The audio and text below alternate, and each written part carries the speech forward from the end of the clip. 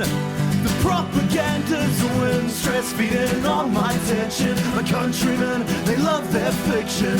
Words upon now, it's made with good intentions. Welcome to one of 200. We're back for another weekend of current events for a two-hander this week with Simone and myself. So the rants will be 50% longer and 100% more unhinged.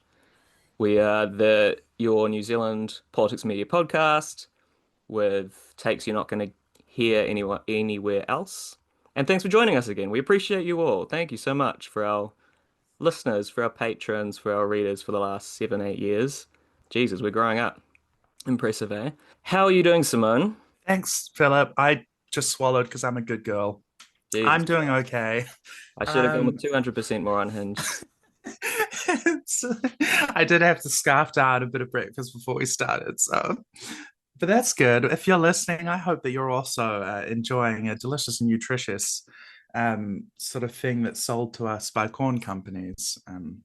I wasn't doing that, but you can do that. That's a thing that New Zealanders do, I think, right? They eat cereal, Wheat Bix. That's one of those ones, yeah. Enrich the Seventh-day Adventists with your morning meal while you listen to one of 200.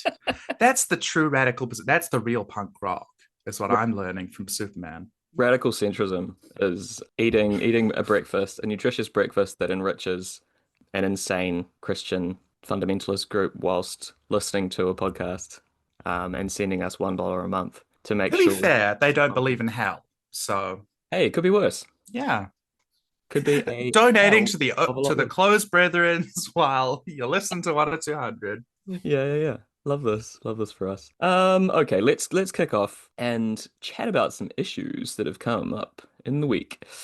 Look, I don't know how much we want to dive into this, but I think it's worth starting off by talking about local government, because Local Government New Zealand had their conference this week, and that's been in the news a little, but honestly not as much as I would have expected. I think there's a bit of a gaping void when it comes to both understanding of and coverage of local government politics in New Zealand, with the notable exception of a couple of really good, dedicated journalists. But kind of top line stuff, if you haven't been following this, the Local Government New Zealand had their conference, so that's all the different kind of local body organisations around the country, all the mayors, all the councillors, all the local body and regional representatives. The Prime Minister didn't show up.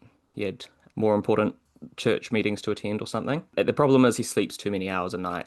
His 4 hours of sleep, Margaret Thatcher-esque schedule, simply doesn't allow him the time to show up to something like a Local Government New Zealand conference. I believe him.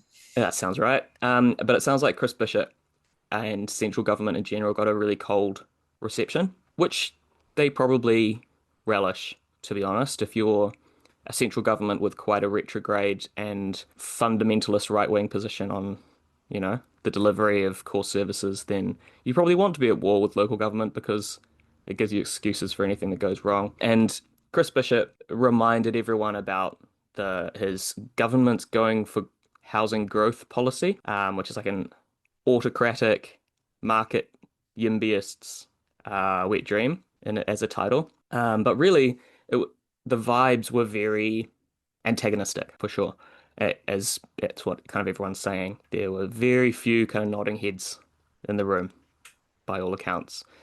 And government's also been talking about capping rates increases, which obviously down the line encourages asset sales and more user-pays services, because there's no other way for council to fund everything they do, which will push up living costs. Local government minister Simon Watts has been going on about fiscal discipline a lot at local level and introduced a bill to increase reporting, which is always a good way to keep costs down at local government. Spend more time reporting on shit and less time doing your work, scrapping the 4 well-beings and focusing on core services, whatever that is, which I'm kind of interested in maybe having a chat about. And, what is local government? Like, what's the function of this decentralized decision-making body that we have? And just to kind of frame that, the people he asked for consultation relating to transparency and accountability were the Free Speech Union, the Taxpayers Union, the New Zealand Initiative think tank, Transparency International. So definitely different people. No worries there. I'm sure this was more than one meeting that he had. with, it could have been Jordan anyone. We have no proof to know what the last name of that meeting was.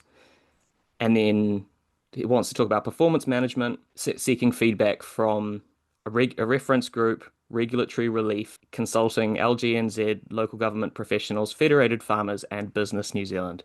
Again, very different, diverse group of stakeholders there. So, Yeah, Simone, what are your, people what of capital, very diverse. yeah. So, POC. yeah. Sorry, no, please, segue. No, I mean, that's like the framing that I wanted to give it. But just, I think an interesting place to start is clearly different people think local government is four different things, right? So Mhm. the ACT Party would say local government is just a delivery mechanism for like extremely basic kind of capitalist services. And then at the other end of the political spectrum, you have people that think that maybe local democracy can deliver different needs from centralized democracy. And then we have national campaigning as more the latter, and then governing more as the former, as they've gone very kind of anti decentralized power over the last year. What do you Yeah, reckon? it's kind of funny that even when you look at ACT sort of approaching local government as, oh, these should be, core services, perhaps core capitalist services, that's not even true in the long term. I remember I had a colleague who said, oh, they need to just focus on the rubbish bins. Why are my rates going towards like, we don't, another children's playground? And you think, firstly, he had children, so weird thing to say. I guess he wasn't taking care of them most of the time. It was his wife, because that's how labor's supposed to be divided, right? So he probably didn't know that much. But it's kind of interesting because you would think as a parent, it would matter to you that other parents could have their kids play and that your kids could meet other kids and socialize, like a critical part of the development. Because guess what? Human labor is kind of what drives the economy. So it's kind of weird that I think that kind of ACT New Zealand type of approach to local government doesn't really understand even how this works in the long term. In the short term, you might say, yeah, absolutely. It's just facilitating commerce, which is a frictionless thing that occurs between firms of equal sizes in total equilibrium. That is how the world works. That makes sense. But if you were to open your senses to the world, perhaps you might come away with a different idea about what works long term, including the fact that somebody got to work these machines, somebody got to pull the levers. And if you're going to do that, they have to start. I don't know if you know this, but children are born and then they have to grow up, and you kind of have to take care of them for a while. You also have to feed them. They have to kind of be educated. In fact, to participate in a modern economy, they have to be literate, which we've somehow forgotten because of, AI in schools, and the encouragement of including quote unquote AI and everything, which is making people illiterate. But, apart from that, you would think there would be a kind of understanding that you've got to have human beings here for the capitalism to work. And they're not really cognizant of that. Also, you can't really have them dying off in droves like it's the Black Plague from water, which is totally spoiled by sewage. Yeah, people hate. So it's kind of funny. I mean, there's like your tap water, there's storm water, there's sewage. Some might say those are three waters, if you count them up, 1, 2, and 3. And it would Mm. be so important for local government to have the funding to be able to do that, even if it has disparately spread apart infrastructure in a slightly more rural area, or perhaps a suburban kind of sprawl. And Simone, many of them simply can't do that. unfortunately, I'm unable to count to three waters now, because of work. I learned from the ACT Party feed that maths education's been replaced by treaty education, and now I'm unable to count up to know enough waters that could possibly exist. But I do know however many articles of Te Tiriti how o many how Wātiti many genders the Atua have, or something like that? That's what the woke teachers are teaching you. Is yeah, that, as Joe yeah, Biden said, at least three. at least three, Yeah. instead of maths. So I think it's quite beautiful how really, instead of this division, this iwi kiwi, we're actually having one New Zealand, and Um, one source of water, which is like all three of those mixed in together. slurry, A you know? slurry, yeah. It's like A quarry slurry. it's like when you went to Pizza Hut for your friend's birthday as a kid and mixed every single drink into one cup and tried it. And it wasn't great, but you pretended it was because you thought you'd invented something awesome. It's that, Special but drink, yeah. on a on a local government level. You know, you can still do that in a Burger King today. I don't know if you know this. Whoa, that's how That's upset I right. am. But yes, it's kind of curious that local government has these, for want of a better term, cranks. I mean, Rachung is a good example of that, right? Where this happened. I remember a couple of cycles ago, a couple of triennia ago, when I think perhaps this seems to happen almost every time. Inevitably, you have in a place like Lower Hutt, for example, no real party affiliations, but people obviously have their kind of views, and maybe they have some associations with a local party. Occasionally, you have a ticket, and it's sold that way. But by and large, the kinds of people who are running are people who can afford to do it because they own a small business and it's being run by other people or something. Or you're retired, Then you have a lot like of Ray Chung. people who Like Ray call Chung, you're themselves 75, you know? right, but then you have people who call themselves independents who are actually, there's a group of six of them, and they're all accusing everybody else of being in cahoots with the Greens. And none of them seem to understand the irony that they are calling themselves independent and they've formed some kind of block together of, I really don't know how else to say. Like, they're insane people. If you've ever been to a Meet the Candidates event, which I've had the displeasure of, I mean, it's a pleasure to talk to everybody who's a normal person in the community.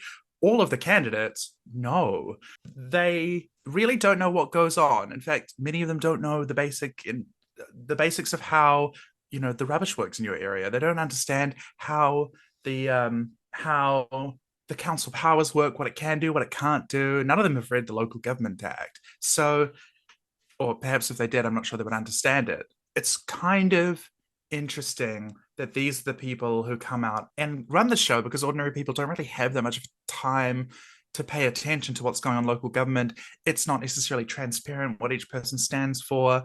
You don't necessarily know them very well. Usually people just vote for names that they know and read the bios of. And this little 200 words, you've got to figure out what all the different dog whistles and red flags that might be in that, to tip you off against a person, or if they sound okay.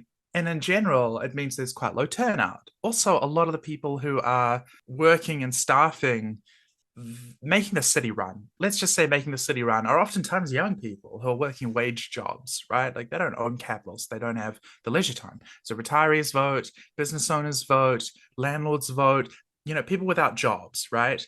So, and who don't work. So it's kind of interesting that even despite that, I think the writing is on the wall for some people. It's quite well known that local government is full of these sorts of people, right, who don't have that much of a tether to reality, or otherwise have a very small grievance, and their whole thing is that they don't want their rates to go up, but they don't understand what rates do. And I do think there is something quite regressive about rates, in the sense that they are pitting. It's not a great pot of money. It's not a great pool of money. And it kind of pits people in many ways against each other and against projects. Yeah. So the limits of power on local government are something which facilitates division and an inability to actually invest in the future. But despite that, successive governments, in fact, have never been interested in rectifying this. I think it's kind of part of the design. But now you have National coming, and the piper needs to be paid because this infrastructure is falling apart, the water isn't there.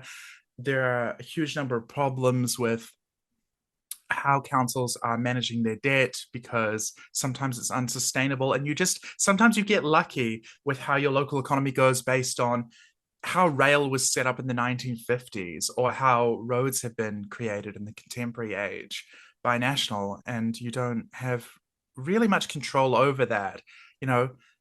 Whether people flow into your city or whether people flow out of your city, and have been doing so for the past few decades, and you have to keep up with the infrastructure that was there previously, because it's all part of one single sewage network. All of these characteristics of local government, and all of these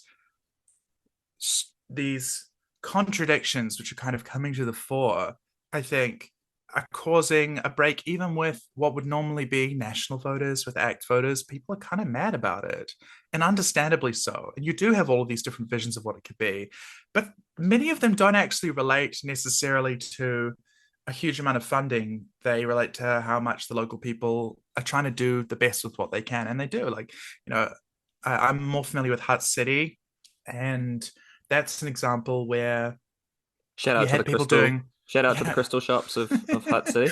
Jackson Street. We're actually, this episode is sponsored by the Crystal Shop on Jackson Street. If Um, you're a Gemini, there's a special coming up that you need to watch out for. Pop in and get your crystals in. you have, in Hutt City, for example, these remakeries is a really good example where the idea was really to get people to get around the planned obsolescence of different devices, to get people who have skills to repair things to help other people learn how to repair their own devices, to learn how to repair their own machinery, their own bicycles, all sorts of things. They had, local garden growing for food to kind of supplement people's diets because the cost of living is so bad. And this has started quite some years ago. I think it started perhaps a decade ago, although I could be wrong about that. And I think this is a good example of where local government sees its ambit as broader because the people who uh, feed into local government, because it is ostensibly supposed to be a democracy, although it is really kind of a tyranny of the small business owners, have attempted in some sense to understand their life in the city as a holistic thing. And it's not even necessarily about money, although funding really does help a lot of this stuff.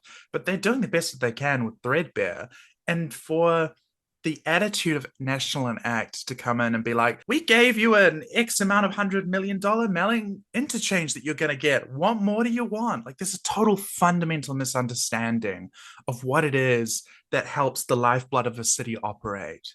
And it's infuriating. And oftentimes, and I don't want to be too hard on them because I think their heart is often in the right place, but there will be leftists who see running for a big top dog position without very much backing in the sense of their community supporter activism behind them for a top dog position like mayor of a big city as kind of a springboard for their own personal ambition. And I'm kind of fucked off with that approach, to be honest, because cities are where people live. Like, people live in rural areas, sure, but there's a much higher concentration in the urban areas, right? And that's not a plaything for your career. It's not a plaything for you to feel good about yourself and advance the banner of even necessarily your political party, because political party is a means to an end. It's not an end in itself, and people really need to remember that. So Auckland has been a plaything like this, or it could be a step down retirement for somebody who's come out of, say the Labour Party or something. Wellington is like this as well. This gets treated that way. I'm not as familiar with South Island politics, but I presume that Christchurch probably has a lot of the same problems. You have these two kinds of leftist candidates, one of whom it's a nice little retirement package for them to parachute out of Parliament or some other kind of position. And for others, for up and coming people, it's here's how I build my name brand because the media, the national media will plaster my name because I'm in the race. And we really need to rethink fundamentally what it is about, because I think that if we have such distant access to the national levers of power, central government, which we do, then we have to think about building power. And part of that for people who live in cities is to democratize the city itself, democratize the urban area. And that is a wide sweeping concept. It includes democratizing the economy of the city and the urban area. It includes worker participation in the ownership of the capital of that city. It includes your local investment. It includes access to basic things that you need to advance as an economy, including things like municipal internet. So there has to be this kind of understanding that people need to be fed, they need to have water, they need to have education, and local government is a huge part of that, despite it working on a thread and a wish and a candle and a hope and a prayer.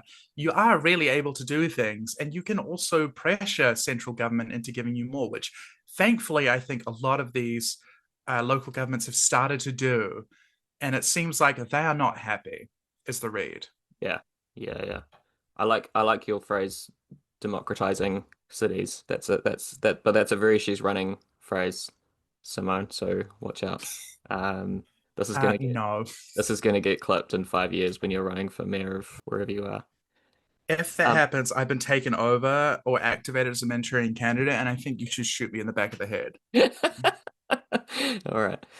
Yeah, because it like the reason I guess that's an interesting issue is that when you talk about kind of taking democracy or taking back democracy for these more like localized areas, I think there's a entirely understandable. I mean, you can hear our frustration about the processes and outcomes that have come from local government. And I think there's an entirely understandable frustration about this on all sides of the political spectrum, but especially the left who believe in a public sphere in general, and public goods as a good, right? As a kind of uh, really something that you need in a society. We need shared access to these things, and we need some localized level of understanding about however these things can be delivered. And I can see how that's turned into a sort of nihilistic impulse in some parts of the left and kind of technocratic center, saying, well, why have local government, right? It's really a delivery mechanism for directives that are passed down, and if it's not quote unquote efficiently delivering these outcomes, then why have it, right? Once you have an electoral turnout of consistently under 50%, but in some places as low as like mid 20s, 25% of people showing up in some areas of the city, right, to vote. That is, I agree, a sign that something's fundamentally broken in that system of government, and it needs a radical rethink to re-engage it with a democratic mandate that makes it mean anything. If a country overseas had those legitimacy numbers, we would invade. No, we'd wait for them to have a 90% approval rating for their leader and then claim it was illegitimate. Simone, catch up. That's right, actually, I've got it the wrong way around. It's We hard to gotta keep track. local government should be putting up Assad numbers. That's all I'm saying. Bring back Who Len must Brown. go? Chris Bishop. That's right. Bring back Len Brown. I mean, yeah, in Auckland, I think an interesting example is the kind of rose-tinted memory of Dove Mai Robinson, the mayor of Auckland in the 60s, who lasted a long time and had in some ways, very progressive understanding of, especially public transport, is what tends to get trotted out as the nostrum is if Dove Mai Robinson had built and completed the train line that he'd wanted, then a lot of these infrastructure problems wouldn't be here. And centre right and right wing people will agree with that. Old centre rightists who have a childhood or a parent with a parent, I mean, who would talk about these things, will think about things in these terms whilst voting for zero rates increases, right wing governments who don't plan infrastructure, and entirely car-based city planning and development. These things, for example, for some reason can exist in one head. Lord knows. Yeah, but I do think it's interesting that there are these different levels of kind of delivery in people's minds. And I like your democratizing cities framing of why are we voting on if there's a position that you vote on.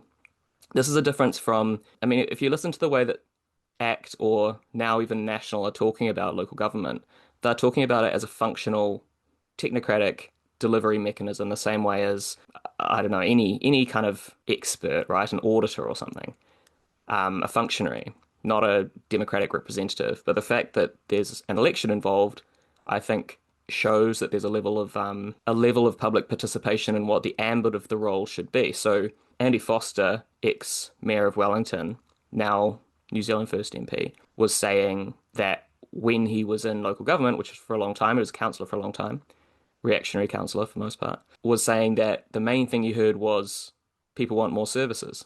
So he voted for more services. And now people want lower rates. So he thinks people should vote for lower rates, which, strip away the complexities and the hypocrisy there. I think that shows that there's a difference between a local government representative and a purely technocratic functionary, right?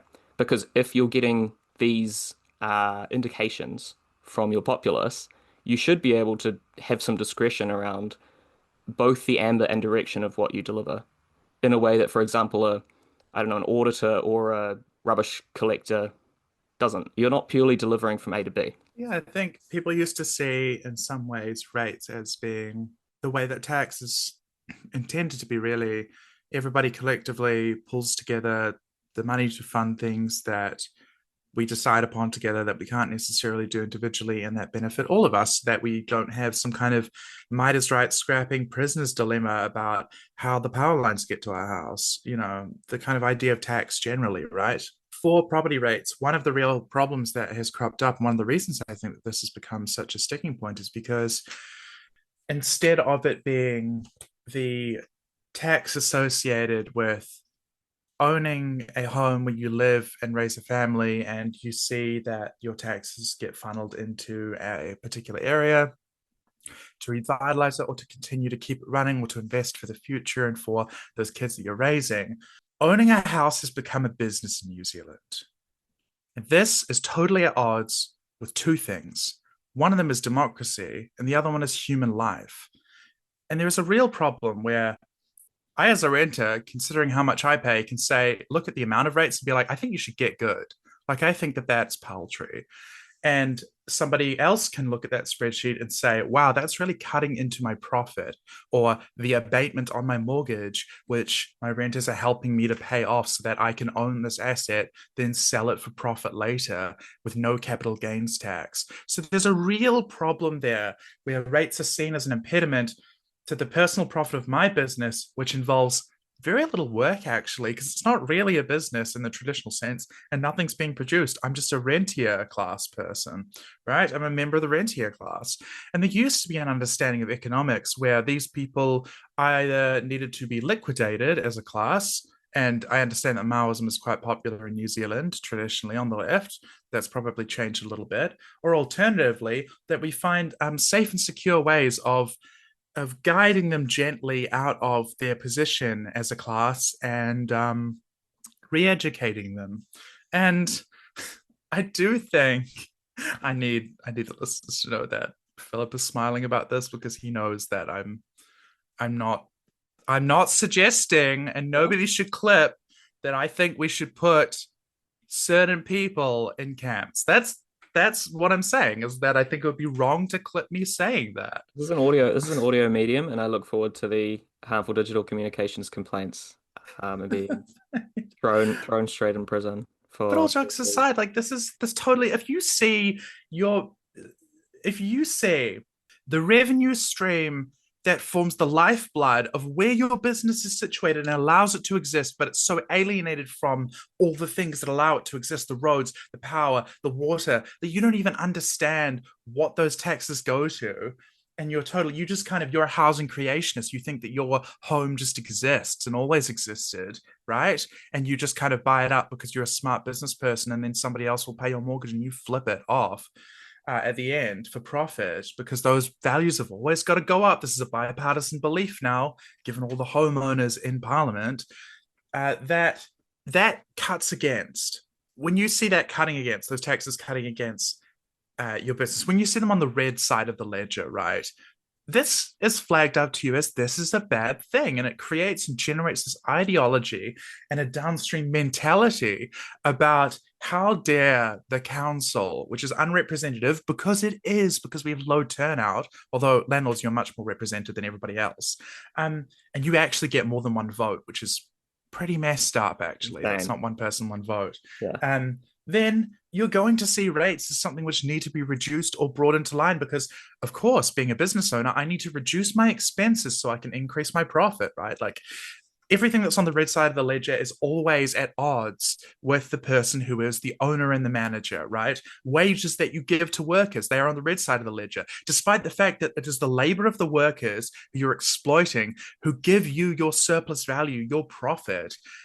When you look at your ledger, they're on the red side. So guess what? You always want to reduce that. Can we fire people? Can we reduce hours? Can we make them more precarious? Can we make them scared to unionize by putting them on 0 hours contracts? You'll always see it that way. And landlords see rates the same way. And there is a fundamental breakdown with our social contract about government. When people see their livelihood and what they feel entitled to and what they deserve as being undercut by the local government, by the authority that's over them, which happens to provide everything that they need to make basically free money, but they are alienated from it and they don't understand it and they don't see it.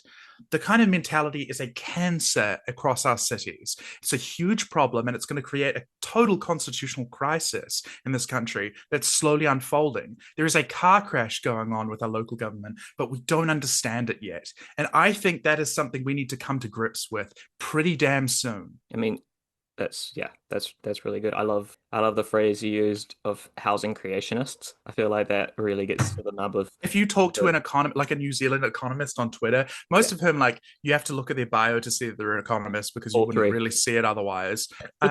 They are housing creationists. It is crazy. It's like talking to these people, you don't know where if they got their PhD from a cereal box, if they opened their eyes and gone outside. It's very strange. Yeah, it But is. they're apparently invited to talk on TVNZ, apparently, as I found out with one of them who got very mad at me because I was like, wait, you're an economist?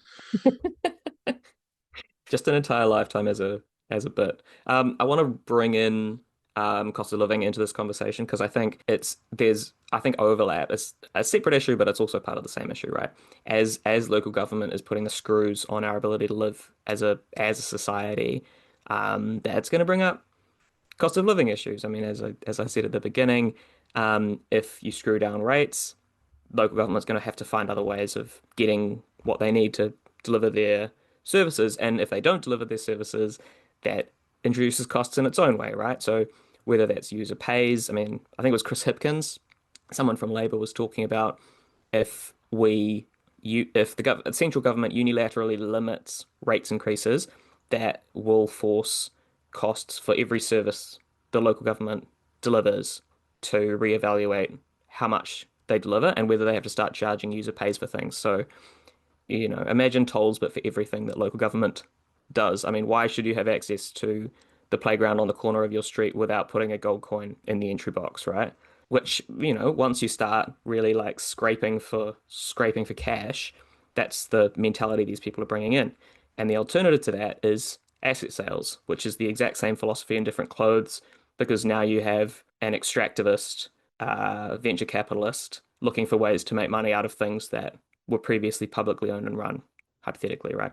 But in the last week, we've had releases of food cost increases in particular, but a few stories about cost of living increases. So huge increases in food cost. Dairy is always the one that gets the most attention because, I don't know, we live in a milk-loving country, to quote Lindsay Bird's viral tweet. Huge increases in food costs in general, though. So, like, what was it, 40 something percent increase in butter, big cheese cost increases, while Fonterra is making big profits. In the meantime, government and Tama Potaka has been stonewalling inquiries about homelessness numbers increasing, getting a briefing about the numbers, and then not releasing that to the public. The percentage of people being denied help at WINS is increasing, has increased extremely fast over the last year. 20,000 more people on job seeker than last year.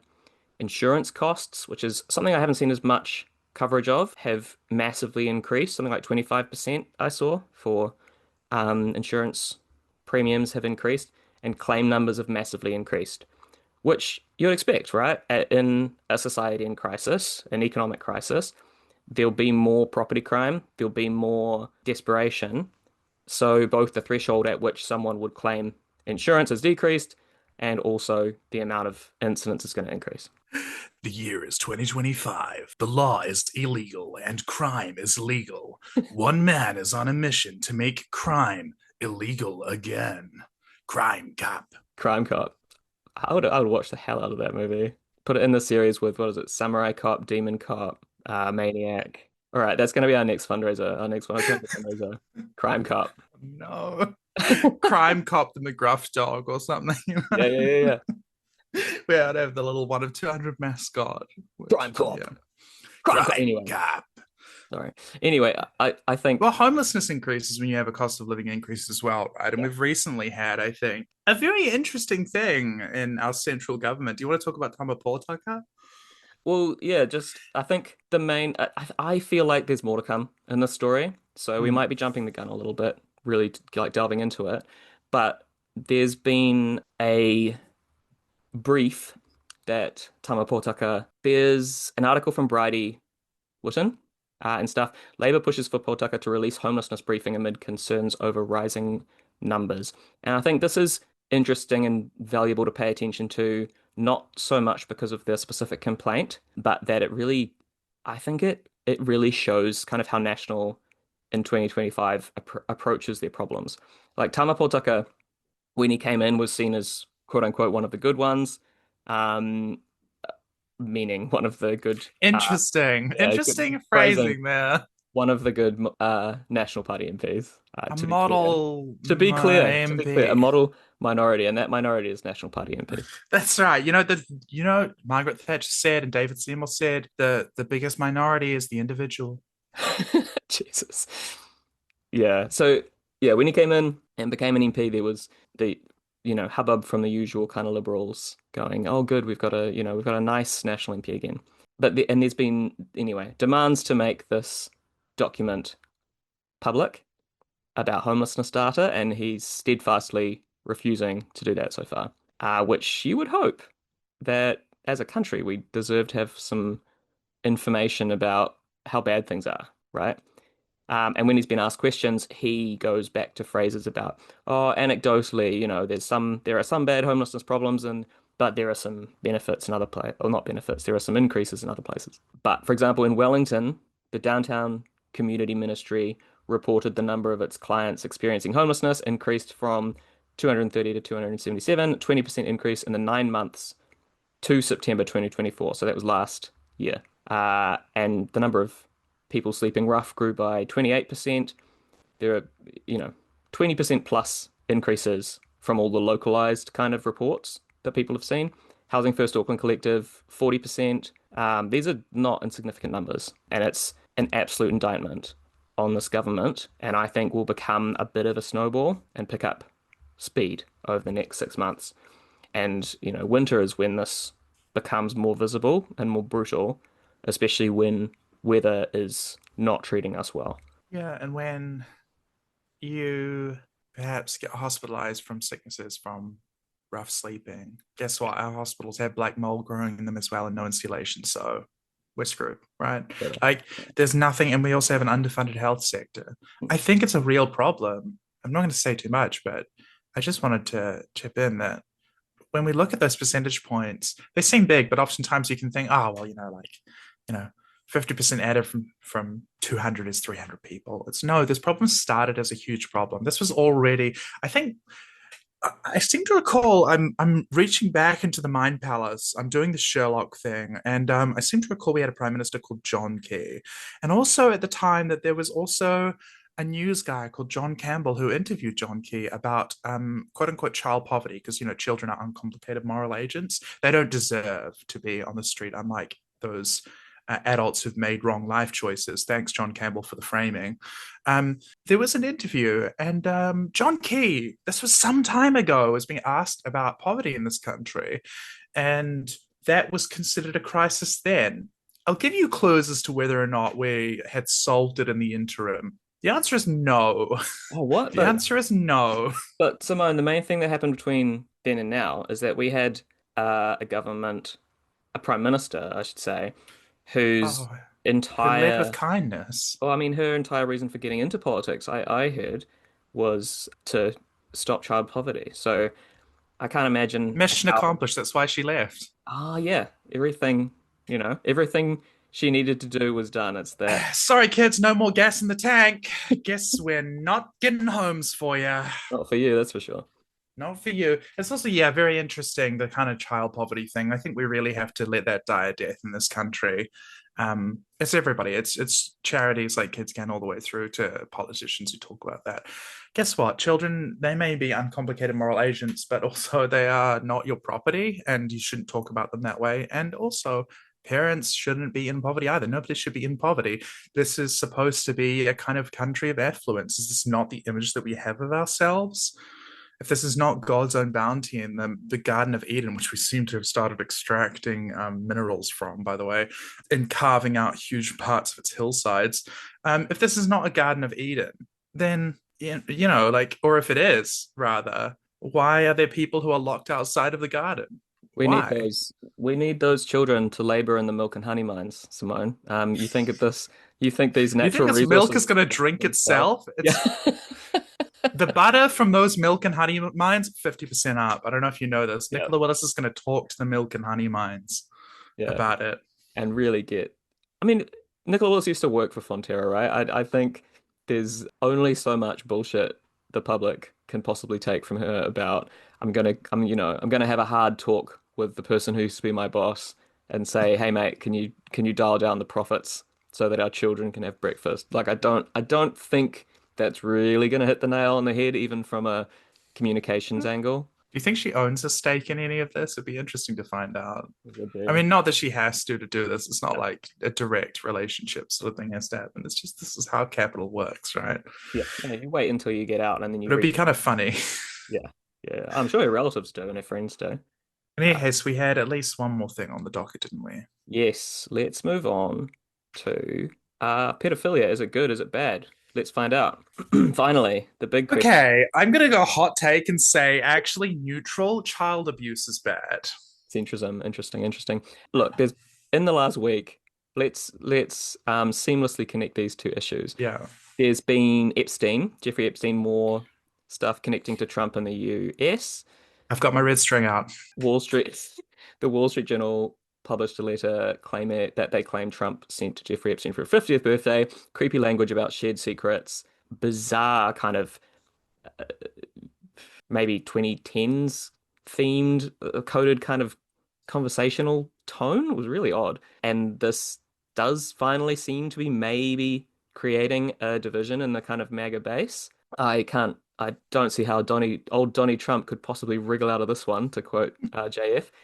But it does seem like the data's bad. There's good kind of polling at this point to suggest that this would be a kind of hard stop for a lot of the QAnon and adjacent freaks who've been deeply in Team Trump for a decade.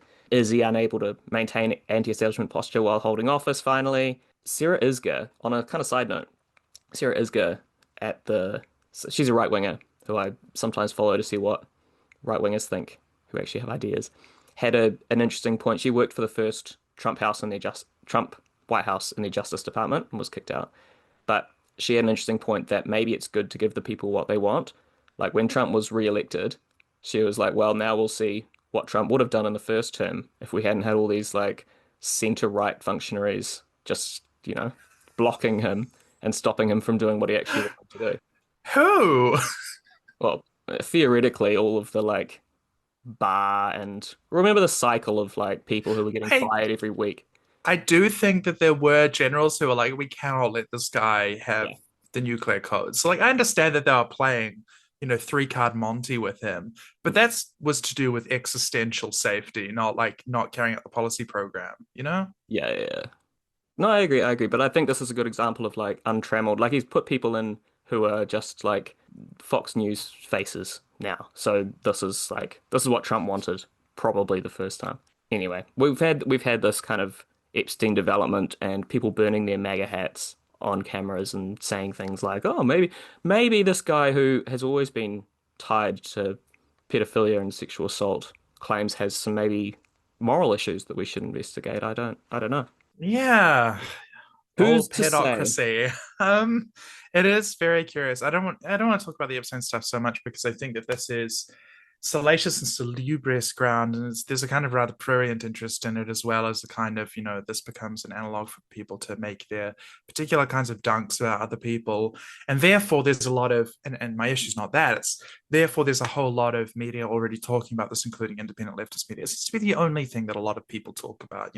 Some of the biggest figures on I suppose the kind of loud talkative kind of American left, like Brace Belden, people who are very like large voices just because they talk loudly and a lot, and not for a whole lot of other reasons. They will focus on this, and therefore there's already a lot of material out there. I think that this is something which is broadly understood because who doesn't want to be against, an elite cabal of child abusers, right? Yeah, Eyes wide shutters about this. yeah. Um, so in that sense, I don't think we should talk about it too much. However, I will say I genuinely can't understand, and I think everybody's brain is breaking over this, that I can't understand that Trump now coming on Truth Social, his own platform, and not quite getting ratioed, but um, getting hounded down on his own platform by people saying like this sounds like bullshit because he's coming out and saying the Epstein was all it was all a Biden hoax actually. Just really truly untenably ridiculous things. Oh, we're not going to release the documents. They don't really show anything. And I truly am not sure that there would be anything on them, but he's acting so weirdly guilty about this that even his base is doing it. But the weird thing is that I thought that they were so deluded enough that there were so many photos of him with Epstein, right? Like there's so much material that's already out there publicly. The fact that his base are now saying, oh, I can't believe you would do this. I don't know if I can continue to support you. This is outrageous to me. This is breaking my brain because Yeah, why? we Right? all thought that they already knew this because everybody knew this. But I think people underestimated the level of vacuum seal that there is around their information, the kind of sense in which if it comes from the wrong person, if it comes from CNN or perhaps from some quote unquote liberal sort of source, that it's all just like total lies. Like they had completely attached themselves to him in the sense where it took him saying like really obviously guilty things for them to start to question it. It's very strange. I mean, yeah, it's extremely strange, but I think some of it is kind of post hoc justification for maybe a drift that was happening anyway around trade policy stuff or, biting cost of living issues, more material kitchen table issues where support for government's always going to go down when life's hard, and people are subconsciously probably looking for a reason to get off the Trump train.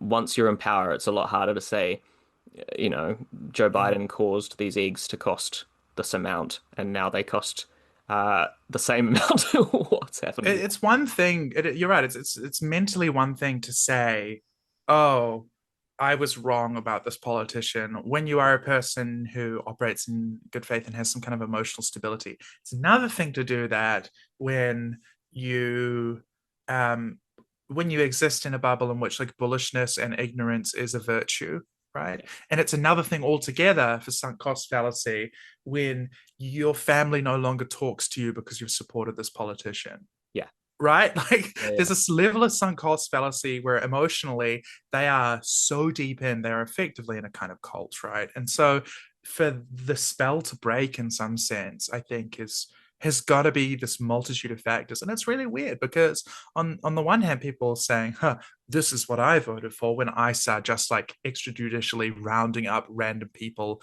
at work sites because they are brown or something.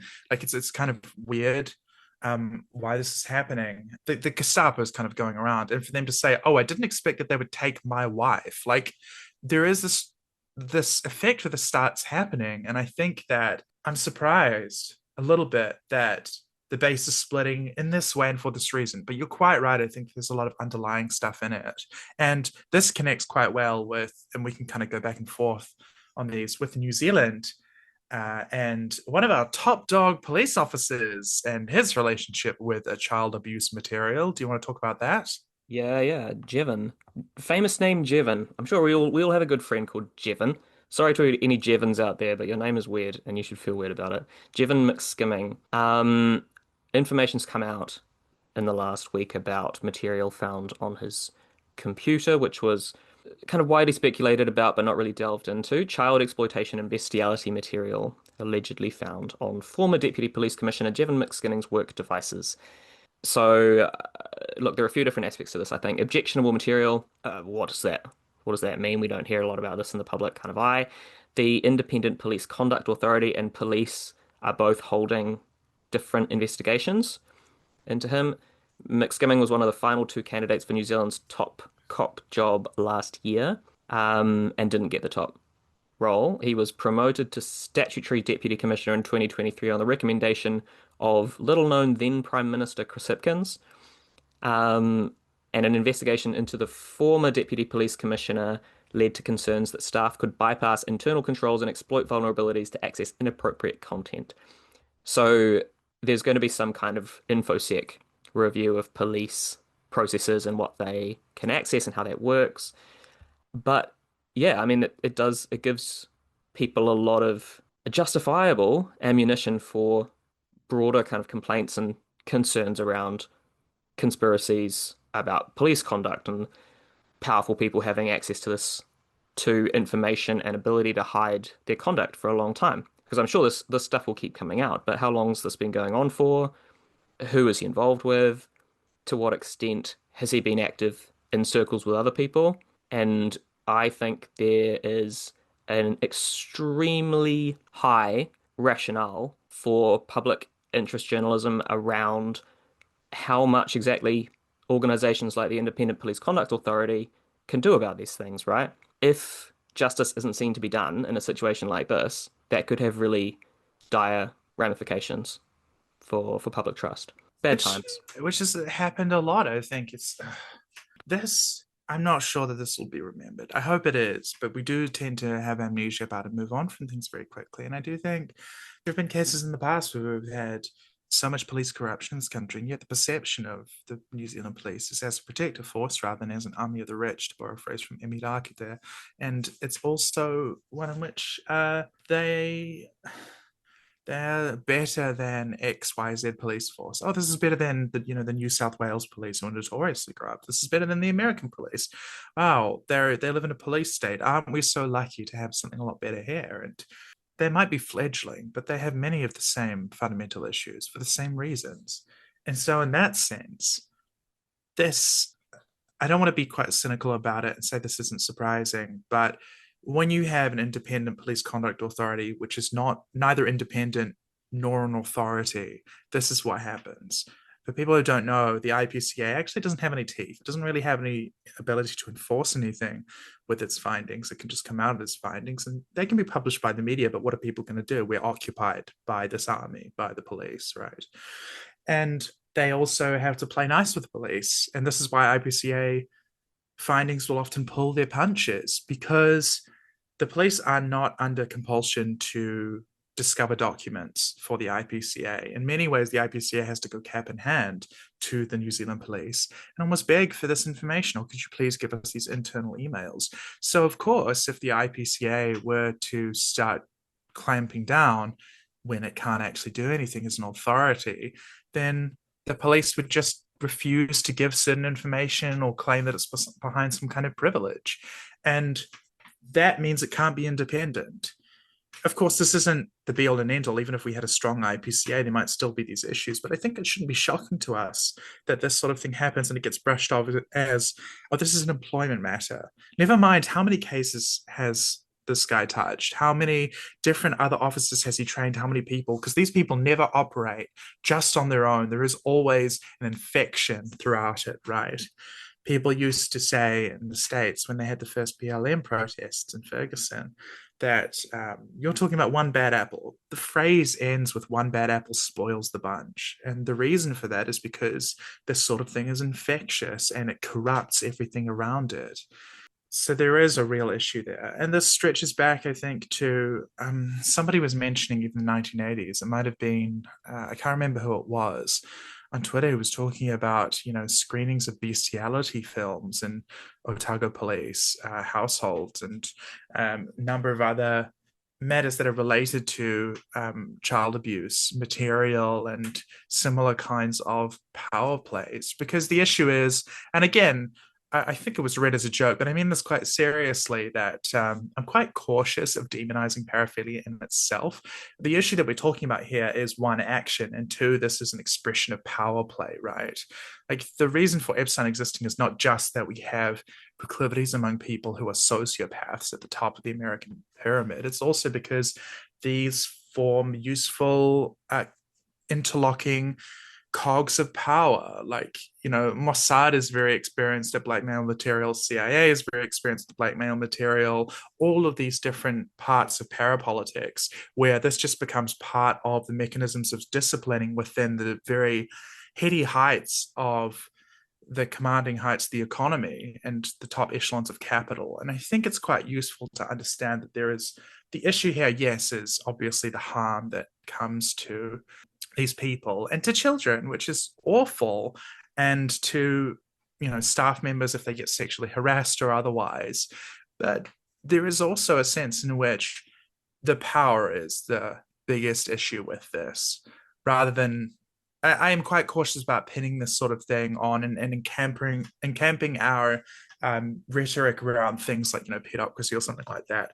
In large part because as a trans person, seeing that in America, they call trans people groomers. Like there is a sense in which the demonization of this language and the idea of degeneracy as some kind of social ill that we agree on across all parts of the political spectrum must be stamped out. Something I'm very cautious about.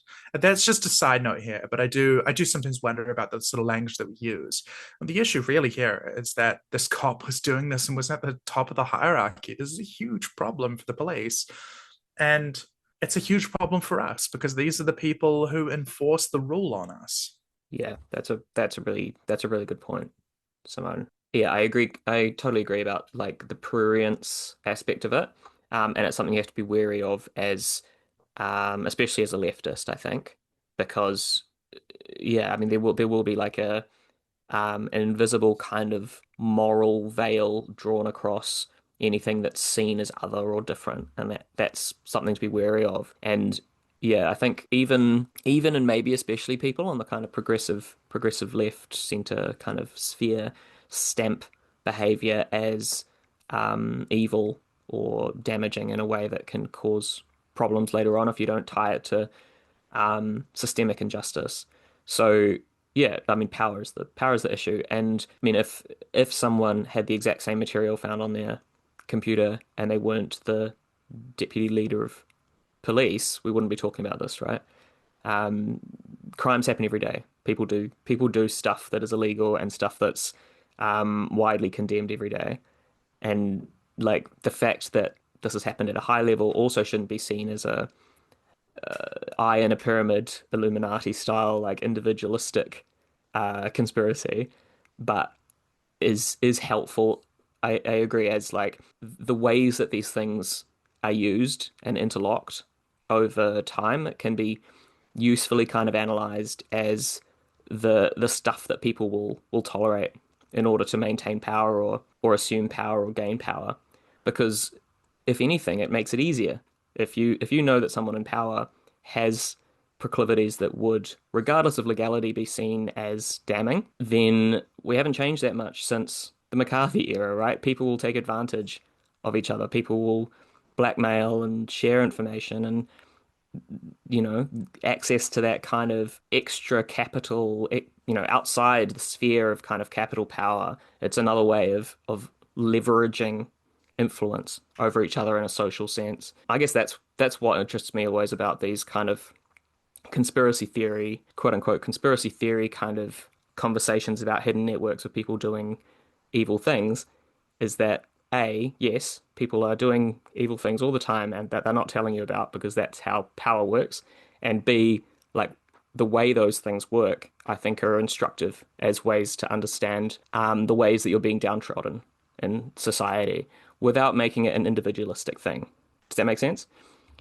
Okay. Oh, absolutely. I think so. And this is something where you have to understand there's not really any particular solidarity among the rich, even though their class interests align. And so you do actually get, especially in the secular age where there's a kind of lack of purpose and lack of spirituality, that I think you do get these kinds of matters coming up as ways of forming not solidarity, but a kind of mutual standoff, like 10-way standoff or whatever it is, where, to be inculcated into the upper echelons of American society, going to, Yale, if you go to the Skull and Bones Society doing sort of unsightly things with Geronimo's skull as is rumored. This is something where it's like, well, we're all in this together. You know what I mean? Like then suddenly you form a kind of group bond with people over that sort of thing. I mean, this is something that we can trace back to, the Nazis used to do these kind of mysticism ceremonies, much like Bohemian Grove in the forest. And this was a way of lending of two things. One is like this kind of faux solidarity with, in for a penny, in for a pound, if you're going to do this stupid theater kid stuff, like, and also possibly some actual like bad stuff at the same time at these kind of ceremonies and that, then you kind of become bonded to these people. But at the same time, it lends a kind of spirituality to it, where instead of being so very dry and we're just sort of trading stocks with each other and being on the board of this or that art fund, that it becomes a kind of, there is a purpose to our lives, in some sense, this kind of creation of mysticism, which supplants what religion used to do for a lot of people, I think.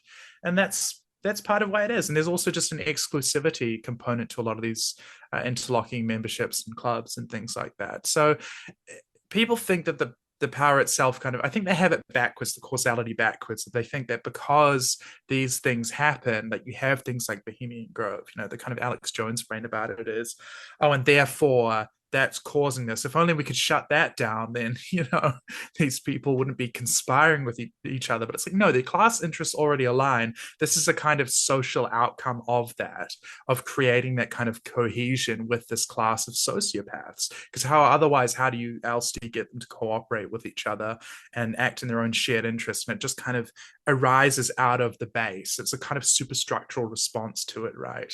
And this does create a kind of parapolitics. Like, you have some of these rich people love to cosplay doing spy shit and espionage shit. And so you do get these kinds of little conspiracy, summits in the 20th century during the Cold War, where they would all like cosplay as being like super cool anti-communists who are conspiring with each other.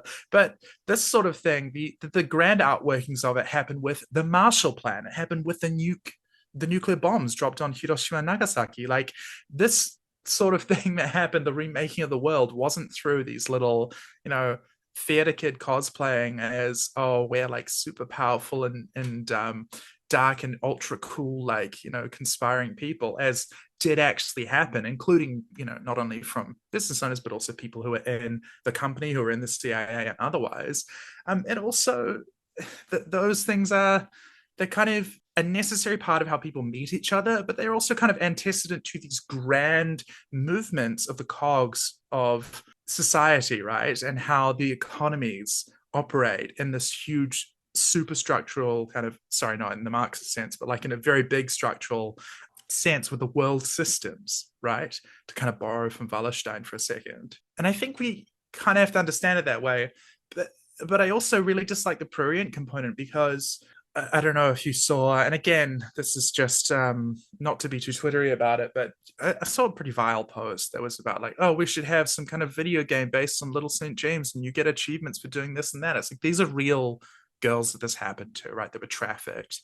These are human lives. Some of them are still alive. Virginia Giuffre, people have been very brave in speaking up about what happened to them with the Lolita Express and with the trafficking that Ghislaine Maxwell and Epstein operated in these rings. To subject that to your leering gaze of kind of ironic meme jokes it's very off-putting, I think, and obscures and doesn't help us to really understand what is even going on with this. Yeah, I really like your point about it. It is like people are seeing the smoke and think that it causes the fire of, elite conglomeration and destruction of public good, when actually there's this, reverse causation there. And yeah, I mean, in New Zealand we had the Clinton records scandal going on 20 years ago, and reports about that, and about, the conduct of the police need to change. And clearly, if someone's been able to reach this kind of heights with this kind of damaging activity, there are still like serious issues to be investigated and exposed there for the army of the rich, as you correctly kind of referenced it. Kia ora, just calling in regarding the modern learning environments have become a little bit of a news item this week. I think it's really important to recontextualize the way they're being discussed. Modern learning environments are research backed. They are effective learning environments. The problem is the government's implementation, both under National and under Labour, was not sufficient to bring these environments to their potential. Modern learning environments require teachers who are trained to use them. They require integration of primary, intermediate, secondary to get the most out of them. They require a sort of like a unified approach. And once that once that's in place, modern learning environments completely outperform classical classrooms. The issue is, aside from some areas of initial implementation, a lot of, for example, new build schools got larger budgets to pursue professional development into how to make the most out of learning environments, but those budgets have not been renewed or sustained. Schools don't have the operating allowance to maintain it, and the successive governments have underinvested in teacher training. So essentially, aside from that first crop of teachers, we have had teachers who are not trained to teach in modern learning environments, and sometimes even worse, teachers from overseas who don't even know the New Zealand curriculum and are sort of learning that, and then also having to learn modern learning environments. Those of us with memories will remember back to National and their solution for our teacher shortage, which was to get more teachers from overseas. Not ideal. There's also a lot of disunity in school areas. There's not a lot of cooperation and collaboration between primaries, intermediates, and high schools to ensure consistent learning pathways. Even less so now that the government has disestablished Kahui Ako, which was sort of an attempt to get a little bit more of that going on. You can also see the sort of the tendrils of tomorrow's schools reaching out over this whole process, where instead of having one centrally mandated plan for education, we've got these conflicting sort of like funding priorities from the government and conflicting desires of school boards. And yeah, essentially modern learning environments didn't fail because modern learning environments are bad for students. Modern learning environments failed because the government failed, both National and Labour, failed to invest in making them work. The equivalent in health would be building a brand new cancer ward and then not training any new doctors, or just putting like general practitioners into a full cancer ward. And it's like they've got some idea of like how all this shit works, but they don't actually have the tools to bring the most out of it. Yeah, that's basically just what I wanted to comment. Shall we wrap? I think we've I do have to go, yeah. I'm probably a little bit late. Yeah. So we've gone from local government, cost of living, and kind of elite participation in damaging kind of sexual, pathological, probably kind of material. So we've kind of spanned the gamut today. Do you have any final words for us, Simone, before we have to zoom off? I certainly do not, because I have to zoom off. Okay. Thank you very much. That's been another episode of 1200. We appreciate it. Like, subscribe. Follow us on all of your social medias. Flick us $1 a month. We appreciate all your contributions. And we will catch you next week. Bye-bye. If artificers are, then I'm living a pointless life, but learning all your lessons. Fucking politics, there's no distinction. The road's apart now. It's paid with good intentions, and I'll admit that I'm at a loss for what to say when they quote this as a cost we ought to stay.